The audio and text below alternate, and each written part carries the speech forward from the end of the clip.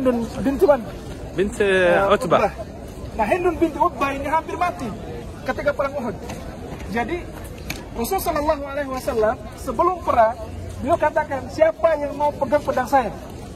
Semua orang angkat tangan. Kemudian Nabi bilang lagi, yang mau pegang pedang saya harus menunaikan haknya.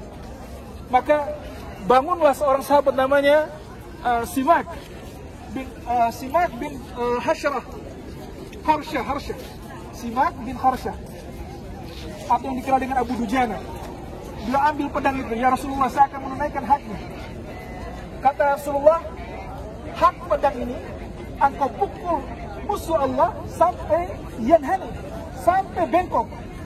Nah, ketika Abu Dujana ini pegang pedangnya Rasul Sallallahu Alaihi Wasallam, dia pukul semua, bahkan pendekarnya Quraisy itu mati sama dia. Sampai satu ketika dia hampir membunuh Hindun binti Utbah. Dia bilang, kalau seandainya bukan karena engkau perempuan, maka sudah mati. Tapi saya tidak ingin menodai pedang Rasul ini dengan darah perempuan. Subhanallah. Walaupun Abu Dujana juga meninggal ketika perang Uhud dan dikuburkan di dalam sini.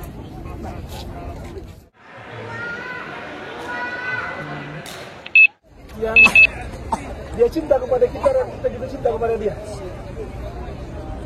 Gunung yang ketika Nabi Sallallahu Alaihi Wasallam naik di atasnya bersama Abu Bakar, Umar, dan Uthman bergetar.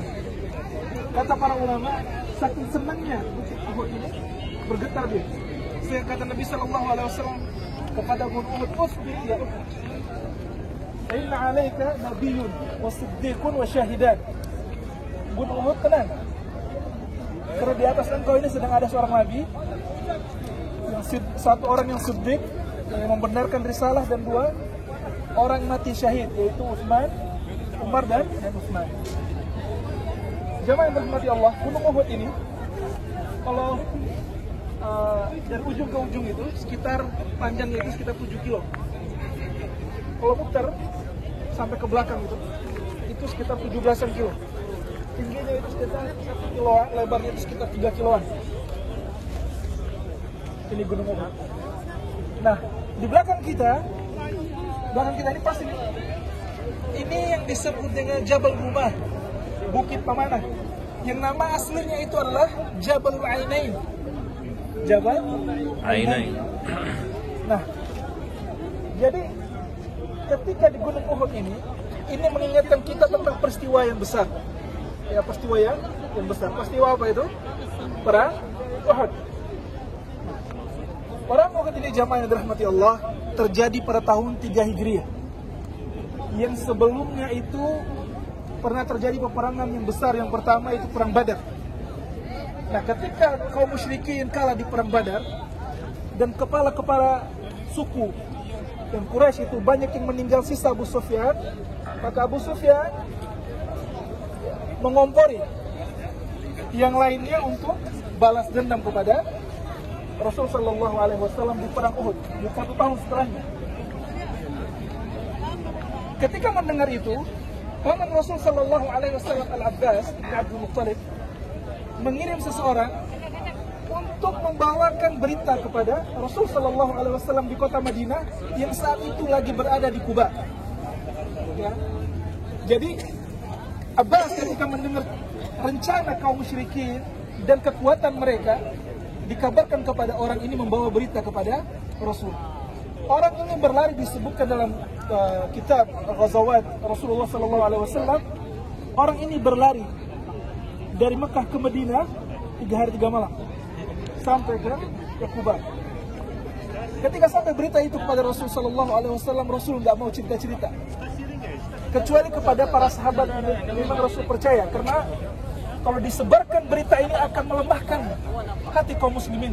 Mengapa tidak? Karena kekuatan kaum muslimin ketika itu sedikit, ya, sedikit, kurang lebih 1000 orang. Sedangkan pasukan kaum musyrikin sekitar 3000 orang. Itu pun ketika mereka datang, mereka membawa 200 pasukan berkuda, ya, 700 pasukan berbaju besi. Kemudian yang sisanya itu naik onta semua. Kemudian mereka bawa perempuan-perempuan yang bawa tobel, semacam dendam, ya, untuk mengumumkan kalau mereka ingin menghancurkan orang-orang Madinah semuanya. Maka ketika mendengar itu, Nabi SAW musyawarah sama para sahabat. Nabi pingin, sudah kita nggak usah perang, kita di belakang saja di Madinah, karena di sini dulu ada benteng, kita berlindung saja, biarkan mereka datang, mereka capek, kalau seandainya kita nggak ini, mereka bakal pulang. Tapi kata para sahabat yang dahulu tidak sempat ikut perang Badar dan mereka mendengar keajaiban kisah perang Badar, yaitu malaikat turun membantu, mereka bilang, ya Rasulullah, kami juga ingin merasakan bagaimana ditolong oleh Allah Subhanahu wa Ta'ala, biarkan kita ikut perang. Akhirnya Rasulullah SAW masuk rumahnya dan para sahabat mulai merasa bersalah karena tidak mengikuti apa yang Rasul sampaikan. Namun Rasul ketika masuk ke dalam rumah, beliau pakai baju perang. Datang Hamzah, pamannya, bertanya, bagaimana ya Rasulullah? Apa kita harus perang? Kata Rasulullah SAW, Nabi, seorang Nabi, kalau sudah mengenakan baju perangnya itu, pantang untuk melepasnya lagi kecuali harus perang. Akhirnya mereka keluar. Jadi orang musyrik itu, kalau anda melihat di sana, ini kurang tinggi sebenarnya. Kalau kita naik di atas itu agak kelihatan. Jadi kaum musyrik itu dari arah sana, dari arah bukit sana yang nggak kelihatan, yang di tengah itu, yang bukan yang sebelah sini, yang di tengah ini yang kelihatan samar-samar dari arah sana. Nah, itu dari Abyar Ali atau Dzulhulaifah.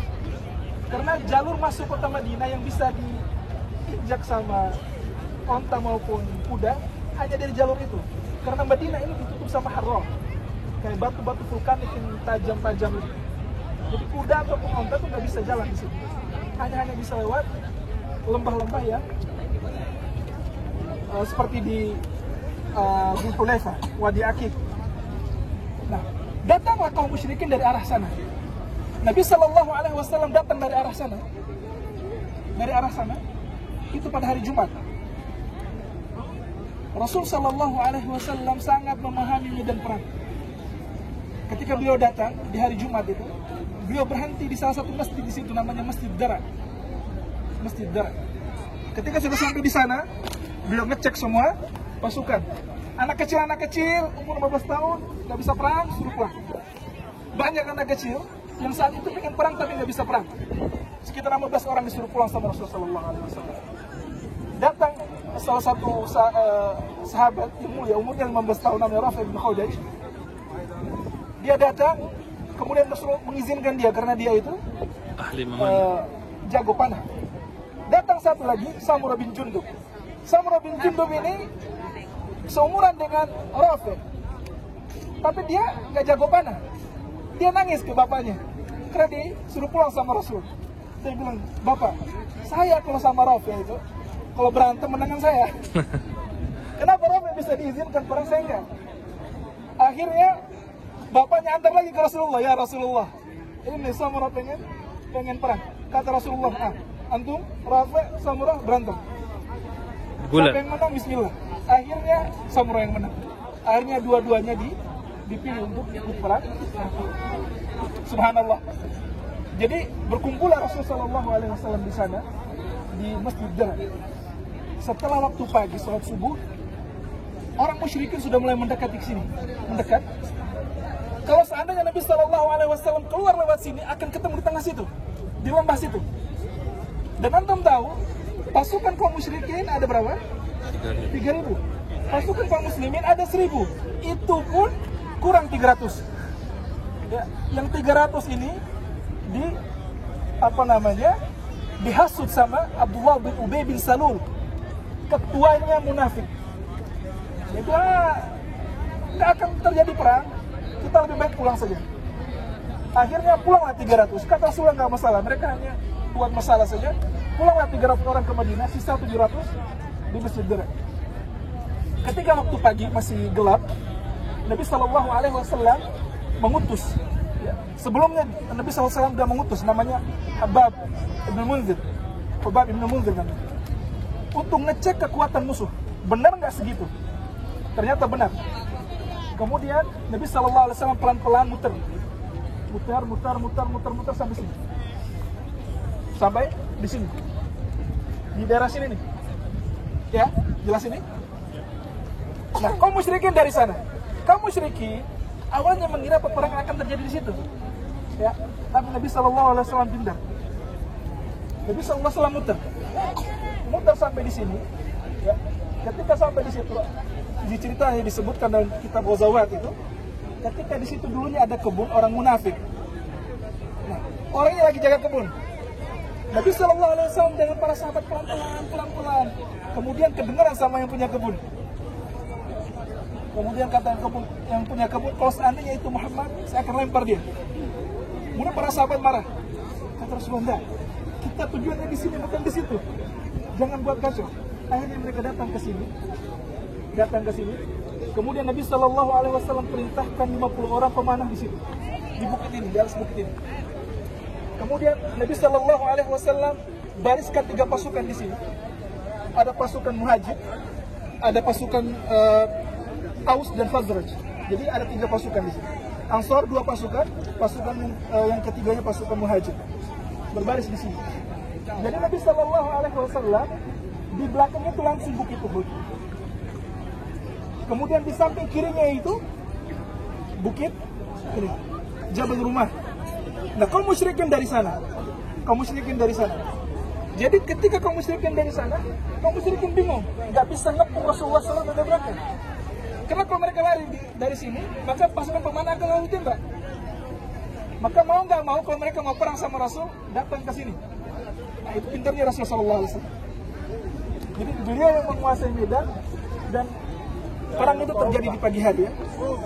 Dan matahari terbit dari sana.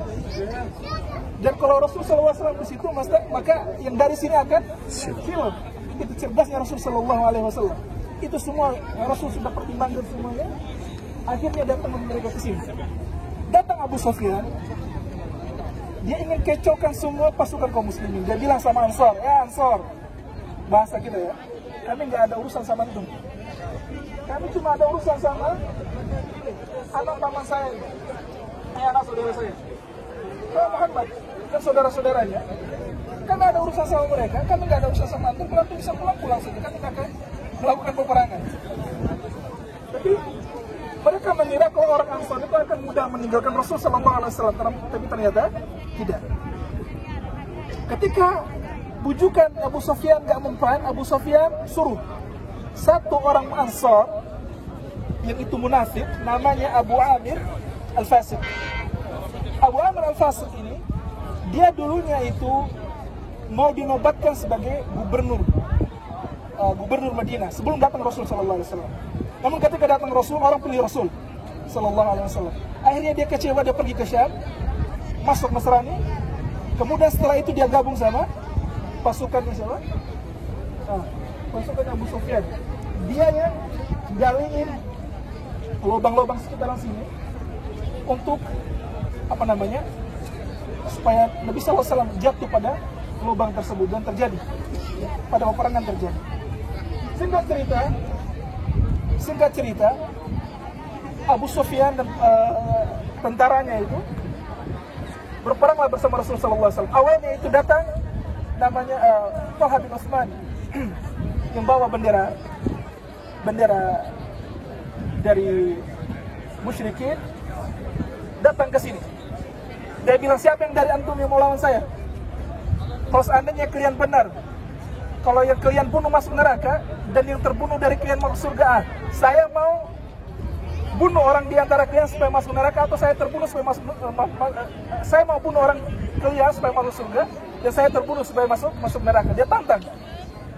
Gak ada yang bergerak. Sampai datang Ali bin Abi Thalib, Ali bunuh dia, jatuh, mati. Singkat cerita, terjadilah peperangan di sini. Di sini 50 orang yang dipimpin sama Abdullah ibn Jubair bil Jim, bukan Bizza, bukan Za, Zubair, tapi Jubair. Abdullah bin Jubair ini pemimpinnya di sini. Kalau kata kita sniper lah. Kata Rasulullah SAW kepada Abdullah bin Jubair, antum di situ jangan ada yang turun. Kami menang kalah gak ada yang turun.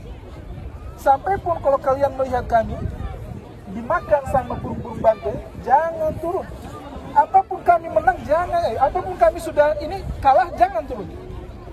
Mereka bersiap di situ. Nah, pasukan musyrikin ada 200 yang memang paling muda sebenarnya sebutkan di depan. Nah, ketuanya itu Khalid bin Walid sebelum dia masuk Islam. Nah, mereka memang ditugaskan sama Abu Sufyan untuk kontrol. Lihat, tidak bergerak. Ketika ada kelemahan kaum muslimin, mereka baru bergerak. Jadi mereka menunggu sebelah sana. Mereka mau masuk ke sini tidak bisa, karena di sini sudah ada sniper di sini. Sehingga cerita terjadilah peperangan. Peperangan di sini, daerah sini. Kalahlah kaum musyrikin. Ya, kalah. Saking jeleknya kalahan mereka, mereka meninggalkan wanita-wanita yang mereka bawa dari Mekah. Anda bayangin mereka bawa wanita-wanita dari Mekah 400 km itu. Ketika sampai di sini, kalah. Dan orang Arab itu pantang meninggalkan wanita, keluarganya, pantang. Tapi ketika kekalahan itu benar-benar menyakitkan, mereka pun gak bisa memikirkan lagi ini wanita ini. Mereka kabur. Ketika kabur, banyak harta rampasan perang di situ. Banyak harta rampasan perang. Nah, yang di atas bukit sudah mulai goyang. Aduh, di bawah ada harta rampasan perang. Kita ambillah di bawah. Kata Abdullah bin Jubair, jangan turun. Antum nggak dengar? Nabi bilang, mau kalah menang jangan turun di sini. Nah, Nabi bilang, nah tadi kan kalau kalah, sekarang kita menang. Nggak masalah kita turun. Akhirnya turunlah mereka sekitar 40 orang. Sisa 10 orang yang miskin di atas itu. Turun mereka ambil. Ketika tahu turun 40 orang dari sana, Khalid bin Walid dengan pasukan yang berkuda mulai pelan-pelan mendekat. Kemudian mereka panah dari sana. Kemudian mereka serang di atas ini. Yang di atas nggak bisa melihat tolong yang di bawah karena anak panahnya juga terbatas. Akhirnya habislah mereka semua yang di atas. Datang Khalid dari belakang, kepunglah kaum muslimin di sini. Awalnya orang musyrikin yang tadinya lari, lihat Khalid dari belakang, kesempatan.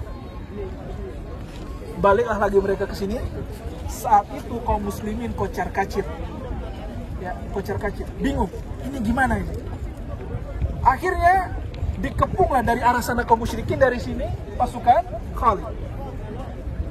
Sehingga kaum muslimin saat itu bingung, ini bagaimana? Akhirnya sebagian mereka yang penting mukul apa yang ada depan dia. Sampai Hudzaifah bin Al-Yaman, bapaknya Al-Yaman itu salah mukul orang. Yaitu dia mukul tuh sahabat, meninggal. Saking sudah dalam tekanan ya. Singkat cerita, ketika ini terjadi peperangan berkecamuk, datang seorang seorang pendekar Quraisy atau pendekar musyrikin gitu, namanya Ibnu Qami'ah ini, dia datang, dia lihat ada seorang laki-laki, dia kira itu Rasulullah, padahal itu Mus'ab bin Umair. Karena Mus'ab bin Umair radhiyallahu taala anhu agak mirip dengan Rasul sallallahu alaihi wasallam. Diambil pedangnya, dihantam Mus'ab bin Umair meninggal. Kemudian dia mulai mengumumkan, saya sudah membunuh Rasulullah, saya sudah membunuh Muhammad telah meninggal. Akhirnya sebagian kaum muslimin yang tadinya kocar-kacir tambahlah down. Sebagian mulai lari kembali ke Madinah, sebagian duduk bingung mau ngapain karena Nabi meninggal, kita datang berperang bersama Nabi sallallahu alaihi wasallam. Sebagian lagi ada namanya Anas bin Nadhr. Anas bin Nadhr ini dia nggak ikut perang Badar, tapi dia ingin sekali perang bersama Rasul sallallahu alaihi wasallam. Ketika dia melihat itu, dia bilang sama para sahabat, kalau seandainya Muhammad mati, ketahuilah Tuhannya Muhammad itu tidak mati. Kenapa kita nggak mati juga seperti Muhammad sallallahu alaihi wasallam? Kemudian dia datang kepada Mu'adz. Saya lupa namanya Mu'adz. Ada satu sahabat yang dia datang, dia bilang, "Ya Mu'adz, kum, bangun. Sejatinya saya telah mencium bau surga di bawah tepi kaki gunung Uhud." Jamaah yang dirahmati Allah. Singkat cerita, bangunlah kaum muslimin, dan Rasul sallallahu alaihi wasallam ketika itu berada di satu tempat ya, bersama 9 sahabat. 2 dari Muhajir, 7 dari Ansar. Dan saat itu Nabi SAW masuk ke dalam lubang yang dibuat sama Abu Amir Al-Fasik tadi. 7 Muhajir ini ketika datang kepada mereka orang-orang musyrikin, ketujuhnya habis. Bahkan dikisahkan datang lagi 2 orang, datang lagi 5 orang, habis 5 orang. Sampai yang saat itu Talha bangun melindungi Rasul sallallahu alaihi wasallam pun jatuh, tangannya habis, luka. Sehingga Nabi sallallahu alaihi wasallam harus turun tangan sendiri, berperang sendiri. Berperang sendiri. Sampai Nabi sallallahu alaihi wasallam dilempari mukanya dengan batu. Hidungnya berdarah, gigi serinya patah. Topi besi itu tertancap di rahangnya. Jadi dulu topi besi melindungi sampai pipi. Jadi topi besi sampai pipi. Ada yang semacam lengket di pipi seperti ini. Ketika dihantam bagian atas, ini agak naik seperti ini, tertancap di sini. Ya. Subhanallah. Sembari bercucuran, Nabi Shallallahu Alaihi Wasallam mengatakan bagaimana suatu kaum bisa bahagia, bisa selamat kalau mereka memukul, mereka ingin membunuh nabinya sendiri. Jamaah yang dirahmati Allah Subhanahu wa taala, kisah singkat ini menggambarkan betapa gigihnya para sahabat mempertahankan agama ini, subhanallah. Dan kuburan yang kita lihat di samping kita ini kurang lebih 70 sahabat. 70 sahabat Nabi sallallahu alaihi wasallam syahid di medan perang Uhud. Dan sebenarnya masih panjang karena ini subhanallah lumayan panas. Ya. Jadi singkat cerita, Abu Sufyan ketika melihat banyak dari kaum muslimin yang meninggal, dia bilang kepada kaum muslimin, ini balasan untuk yang Badar. Balasan untuk yang Badar. Sambil saut-sautan sama Umar bin Khattab. Hingga pada akhirnya mereka pulang. Mereka pulang lewati lembah ini, pulang. Kemudian Nabi Sallallahu Alaihi Wasallam meminta salah seorang sahabat untuk ikut mereka dari belakang. Lihat, kalau mereka pulang naik onta, berarti mereka pengen pulang ke kota Mekah. Tapi mereka kalau pulang naik kuda, berarti mereka pengen naik lagi menghantam kota Madinah. Ternyata pas dilihat, ternyata mereka pulang naik onta, bukan naik kuda. Jamaah yang dirahmati Allah, kemudian Nabi Sallallahu Alaihi Wasallam pulang setelah perang Badar, perang Uhud, pulang dalam kesakitan, singgah di satu tempat yang sekarang dibuat masjid, namanya Masjid Mustarah. Masjid Mustarah, ini tempat istirahatnya Nabi Sallallahu Alaihi Wasallam setelah perang Uhud. Jadi seperti yang saya sampaikan di awal bahwa di sini banyak sekali tempat bersejarah, masjid-masjid yang dibangun untuk mengenang sejarah, bukan karena ada keutamaan di sana, ya, akan tapi untuk memperkenalkan kita kepada sejarah bahwa Nabi Sallallahu Alaihi Wasallam pernah melakukan sesuatu di sana. Jemaah yang dirahmati Allah, ini kurang lebih gambaran berkaitan dengan Uhud, ya, berkaitan dengan Uhud. Dan kita memang disunahkan untuk menziarahi 3 kuburan ketika kita sampai di kota Nabi Muhammad Sallallahu Alaihi Wasallam. Kuburan pertama tentu kuburan Rasul Sallallahu Alaihi Wasallam, Abu Bakar dan Umar, itu yang pertama. Yang kedua kuburan Baqi, dan yang ketiga kuburan yang di belakang kita ini, kuburan syuhada Uhud.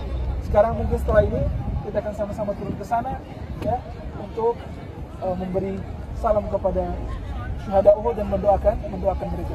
Barakallahu fikum. Sebenarnya masih banyak, ya, masih panjang ceritanya. Anak potong karena panas. Barakallahu fikum. Assalamualaikum warahmatullahi wabarakatuh.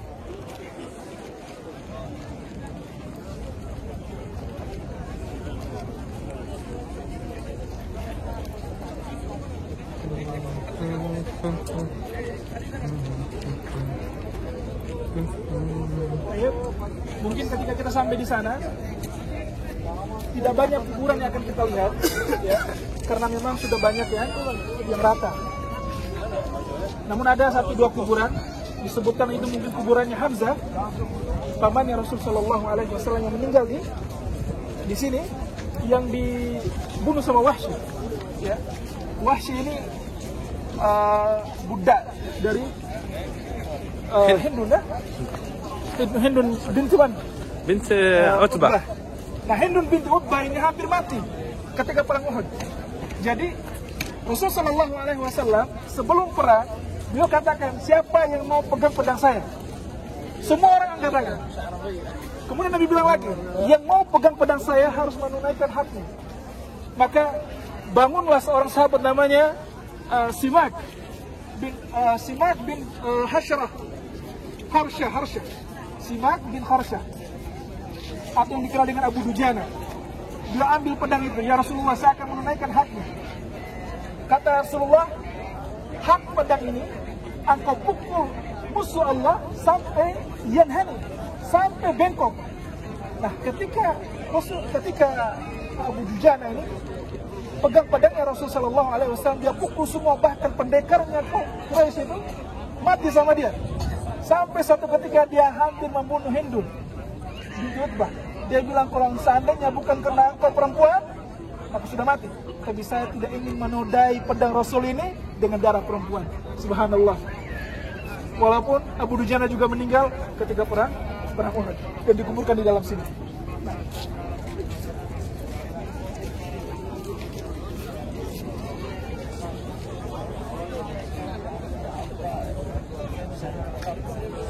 Ustaz,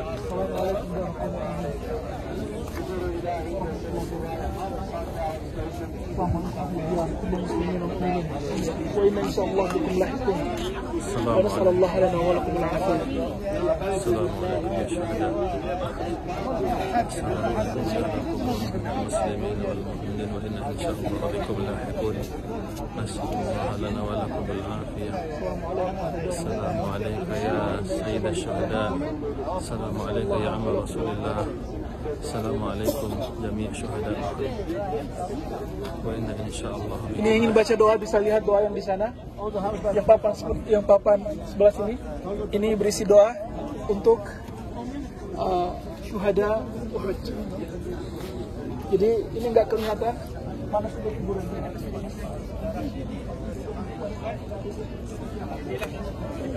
Depan kita ni ini nak tolong dan juga ini adalah komanda yang mana nak bekerja selai jenazah.